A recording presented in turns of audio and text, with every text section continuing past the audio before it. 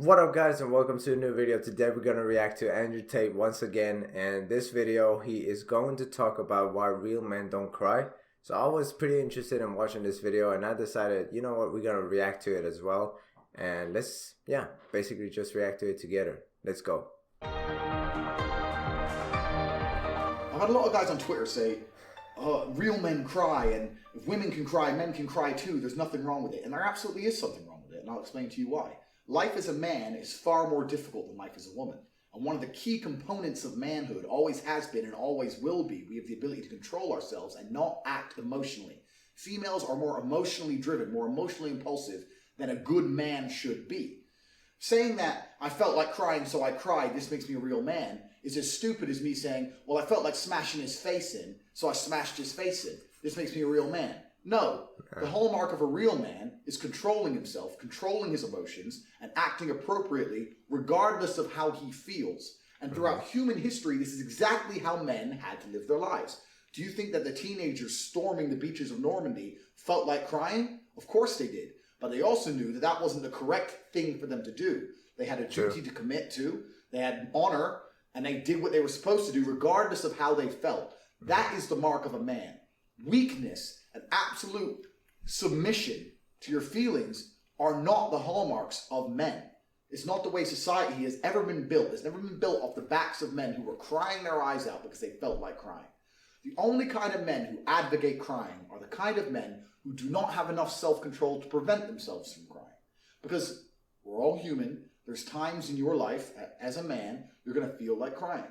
It's going to happen. But what you're supposed to do is not cry. Because this is a test in mental fortitude. And there is no physical fortitude, there's no financial fortitude, there's no other type of fortitude without mental fortitude. So when you feel like... I'm going to have to agree on that one.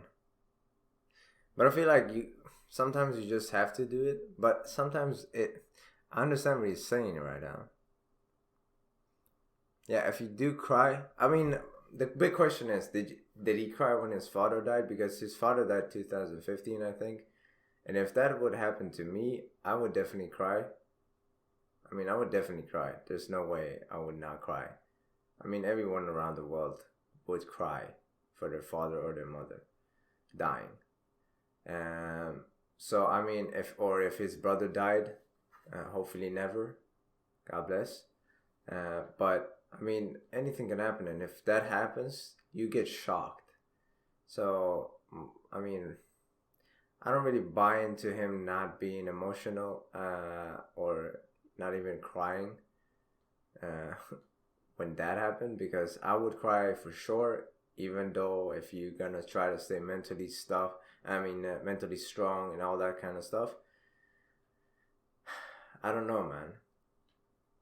And he said it himself, because he said like there was, when his father died, he was like quiet for 1-2 hours or some stuff like that. He didn't answer phone calls, nothing. Like he was just quiet, sitting there. But yeah, I would cry. I would definitely cry.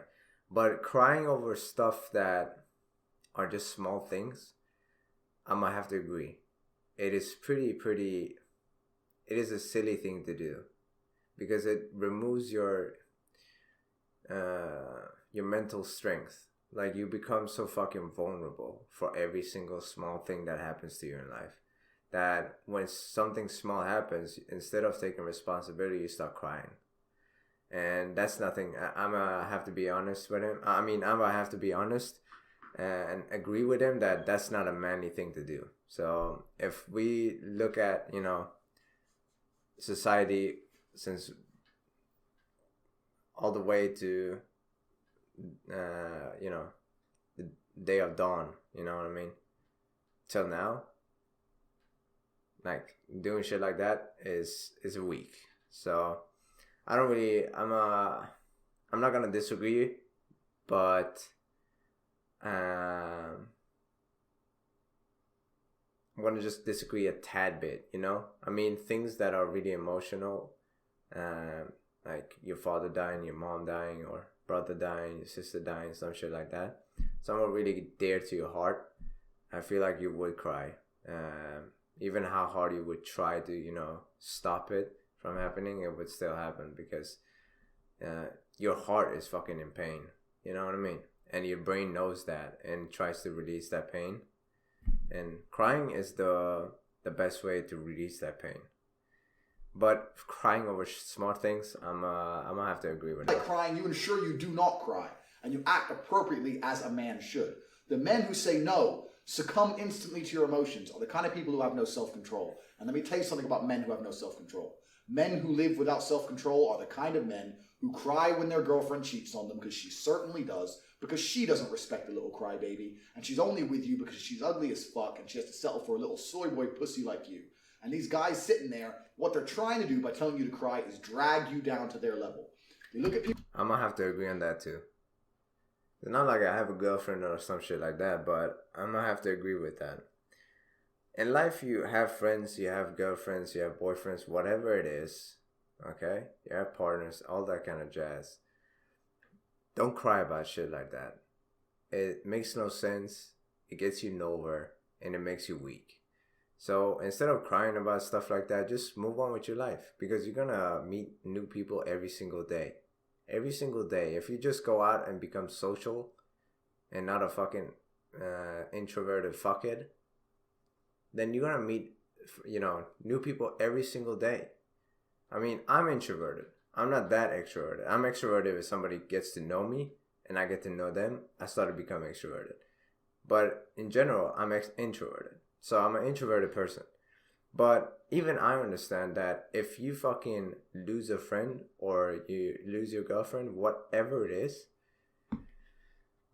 makes no sense to cry about it. What the fuck are you doing? I mean, this is life. Every single day it's gonna be different. Like, what the fuck is there to cry about? It's a whole different story when your father or some shit like that dies. You're never gonna see your father again. You know? Of course you're gonna cry. But crying over a friend? Majority of these friends are not gonna be with you fucking... Bro, there's like friends you're gonna just know for a year and then they're gone, bro. And then you have friends that you know for like 5, 10, 50... 50. I want to say 15. 5, 10, 15 years. And then suddenly, boom, gone. You know what I mean? They either die or they fucking, stop chatting with you, or they just, move to another fucking country or city. You know what I mean? These things happen. Just move on, bro. So people like me, and I say Ross, and that's a big G. He's out there, he's fucking women, he's got his Lambo, he's a multi-millionaire, self-made, 6'4", 4 times kickboxing world champion, chess genius. I don't like the way he's living his life because he's kicking too much ass. You need to cry more. He's trying to drag me down to his level so I can be a little crybaby like him.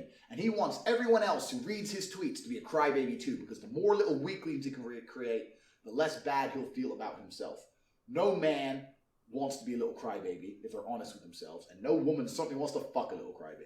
So don't listen to the advice of people who are living lives you wouldn't want to live. What's actually interesting is, no lies. I always use this analogy. If you could build yourself from the ground up, if you could literally just, like from a video game, just tick characteristic boxes and build yourself, nobody would choose to be a liberal soy boy. Nobody would choose to be a small, weak guy who has to cry when he gets upset.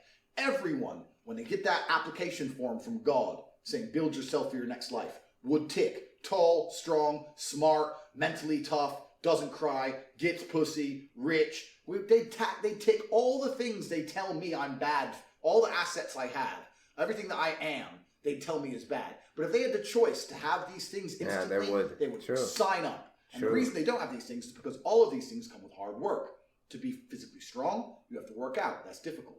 To be financially independent, you have to be smart. That's difficult. Working out is not difficult. This is a fucking stupid thing. I mean, even he agrees with it, but he says it in later videos. But working out is so fucking easy. I mean, working out is like effortless. I mean, honestly, it is effortless. Because once it becomes your routine, it is like, bruh, this is like a fucking daily thing. I'm just going and doing this. It's like your brain doesn't even think about it. It just does it. You know what I mean? Like nowadays, I'm just going to the gym. I'm coming back and like, that's done. That's it. I don't even think about, this is fucking annoying. because it becomes my routine. You know what I mean? When it becomes your routine, it's so fucking effortless. So working out is not hard, especially if you go to the gym. Like gym, that's not hard. Going fucking working out in a boxing place, like a boxing club or some shit, or karate or fucking jujutsu or some shit, that is hard. Going to the gym, that is effortless, bro. You just put some fucking weights that you can control and then you just do it, bro. That's it. How hard is that? That's not hard at all. That's like you're going downstairs picking up the fucking groceries. How hard is that? Nothing at all, bro. You just fucking apply the weights that you can control. That's it. And then you increase it fucking each week. That's not fucking hard. What's hard though is fucking combat sports. That's hard. Mixed martial arts. That's hard. Not fucking soccer and shit like that. Let's be honest. Basketball. You know what I mean? These things are not hard. Gym. Not hard. Combat sports. That's why I have big time respect for everyone that goes to combat sports and trains that shit and goes fighting. Big time respect. So they don't have these things because they're hard for them to acquire, but they're very easy. And they tend to be more disciplined. They have them all. Nobody wants to be a crybaby. The mark of being a real man is not being a crybaby. True. The mark of a real man is walking down the street, 5 guys with knives coming up to try and rape your girlfriend, and you look at them in the face and saying, fuck you. It's not crumbling into a ball, crying your eyes out and say, I have emotions too. That just makes you a bitch.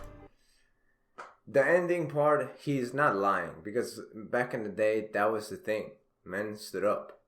They didn't give a fuck. Nowadays, I believe that because the way I've been born, not born.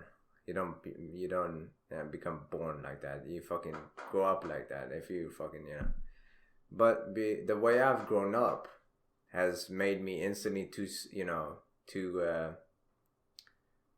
soft, you could say. I don't like violence and shit like that.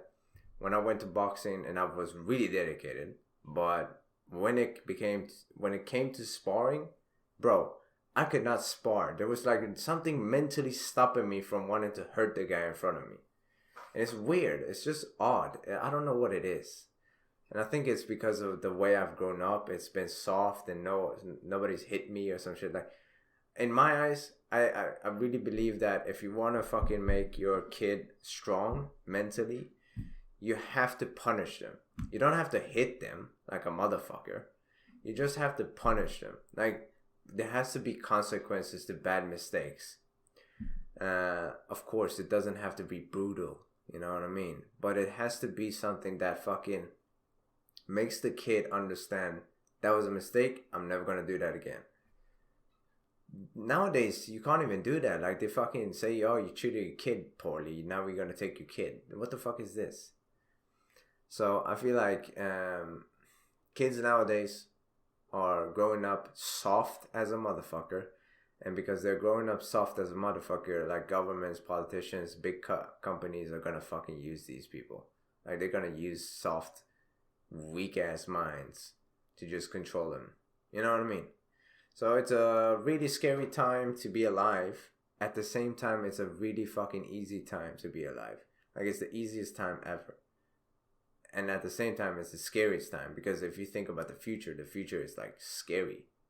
It is scary when you think about it. You know, AI, like robots and shit. You know, what more? Like fucking everybody's programmed to think like this, to think the same and shit. Like everything is getting censored. Like, what the fuck is going on? You know, it's a scary time.